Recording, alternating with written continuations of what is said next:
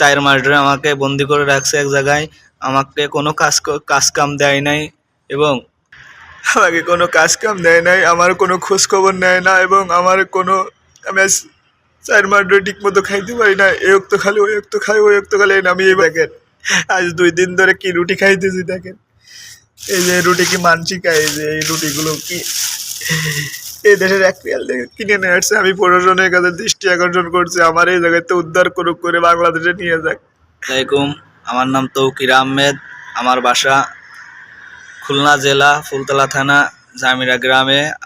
আমি আজ 5 মাস হচ্ছে সৌদি আরবে আসছি আমার এক নিজস্ব লোকের মাধ্যমে। তার নাম নূর ইসলাম গাজী, পিতা ইমান আলী গাজী, শাহপুর বাজার, ডুমুরিয়া থানা, জেলা খুলনা। আর একজন হলো সোহেল উদ্দিন সোহান, তার শ্বশুরের নাম খলিল প্রফেসর, আন্দুলিয়া গ্রাম, শাহপুর বাজার, ডুমুরিয়া থানা, খুলনা।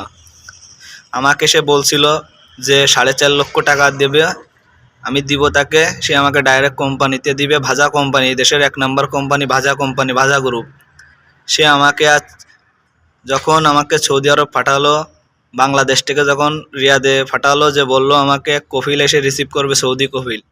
আমি এয়ারপোর্টে এসে অনেক খোঁজাখুঁজির পরে 4-5 ঘন্টা বসার পরে আমাকে বাঙালি এক ভাই এসে রিসিভ করলো, এনে আমাকে 1 মাস ঘরের মধ্যে বন্দি করে রাখলো। আমাকে কোনো কাজ কাম দেয় নাই।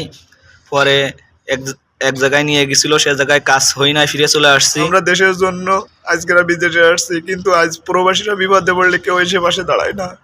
কিন্তু কষ্টের বিষয় আমাকে আজ 5 মাস হয়ে গেল, আমার কোনো খোঁজ খবর কোনো কিছু নেয় না এবং আমি খুব অসুবিধার ভিতরে আছি।